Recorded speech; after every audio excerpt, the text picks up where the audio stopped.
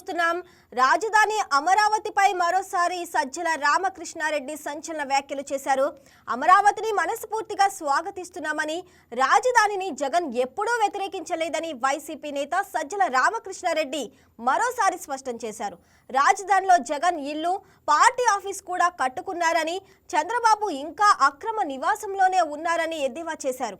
చంద్రబాబు రాయలసీమ ప్రజల ఉసురు తీస్తున్నారని, రేవంత్ రెడ్డి మాటలకి చంద్రబాబు నుంచి ఎందుకు సమాధానం లేదని ప్రశ్నించారు.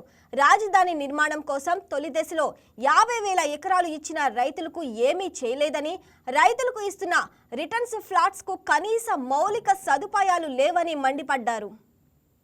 బాగున్నాయని చెప్పడానికి వీళ్ళే ఇంటర్నల్ గా జగన్మోహన్ రెడ్డి గారు రైజ్ చేసిన క్వశ్చన్స్ అది మీడియా అడిగితే రైజ్ చేసిన ప్రశ్నలు ఏవైతే ఉన్నాయో అవి వాస్తవాలా కాదా అనేది చంద్రబాబు నాయుడు గారు కానీ, ఆయన సపోర్ట్ చేసేవాళ్ళు కానీ, ఆయన పార్టీ కానీ, ఆయన మోసే మీడియా కానీ సమాధానం చెప్పాలి. దానికి జవాబు చెప్పొచ్చు. ఆయన రైజ్ చేసిన ఏంటి, నువ్వు తొలి దశ 50,000 ఎకరాలు తీసుకున్నావు, ఆ రైతులకు ఇంతవరకు ఏమి చేయలేదు, దీనికి సంబంధించి అక్కడ ఏది చేయకముందే మళ్ళీ 50,000 ఎకరాలకు వెళ్తున్నావు. ఈ 50,000 ఎకరాలకు సంబంధించి నువ్వు రైతులకు ఇవ్వాల్సిన ప్లాట్లకు సంబంధించి ఇంతవరకు నువ్వు ఒక కనెక్టివిటీ లేదు, రోడ్లు లేవు, ప్లాట్ల రిజిస్ట్రేషన్ లేదు. ఇవి ఏకంగా ప్రాణాలు తీసుకునేంత వరకు, ప్రాణాలు పోయేంత వరకు కూడా దారి తీస్తున్న నేపథ్యంలో మళ్ళీ రెండో దానికి వెళ్తున్నావు. ఇక్కడ ప్లాట్లు ఎక్కడ ఇచ్చావంటే చెరువుల్లో ఇచ్చావని ఇది తప్పు కాదా అనేది ఒకటి రైజ్ చేశారు. అది వాస్తవం కాదా, దానికి ఆన్సర్ ఇవ్వాలి కదా. ఇంతవరకు ఏమైనా నువ్వు ప్లాట్లు రిజిస్టర్ చేసావా, లేదా ప్లాట్లకు సంబంధించి ఎవడైనా కొనే రకంగా ఉందా, ఎవరైనా స్పెక్యులేటర్ దాంట్లో ఎంటర్ అయితే కావాలి, లేదా దాని ఏమంటారు స్టాక్ మార్కెట్ లో కదా ప్రైసెస్ బాగున్నాయని చెప్పడానికి వీళ్ళే ఇంటర్నల్ గా 4-5 ప్లాట్లు తీసుకొని చేస్తే చేయాలి తప్ప ఎవరైనా కొనేట్టున్నారు. ఎందుకంటే దానికి దారులు లేవు, ఒక క్లియర్ కట్ ఇవి లేవు, వాటి ప్లాట్లకి వాళ్ళు పోలేరు, మార్కెట్ చేసుకోలేరు, అమ్ముకోలేరు. ఇది రైతులు రోజు గొడవ పెడుతున్నది. నువ్వు అతి వెళ్లకుండా రెండో దానికి పోతున్నావు. రెండవది అక్కడికి పోయి ఏం చెప్తున్నావు, మళ్ళీ ఆ రెండో దీనికోసం పోయినప్పుడు మన పత్రికలో చూసాము 1,50,000 రుణమాఫీ వరకు ఆలోచిస్తాము చేస్తామని. అసలు సాధ్యమా, ఎట్లా చేయగలరు? ఇది భ్రమలో పెట్టడమే కదా. ముందు వీళ్ళ సంగతి తేల్చవా అంటే దానికి తిడుతున్నారు. అలాగే అక్కడికి సంబంధించినంత వరకు కరప్షన్ క్లియర్ గా కనపడుతుంది.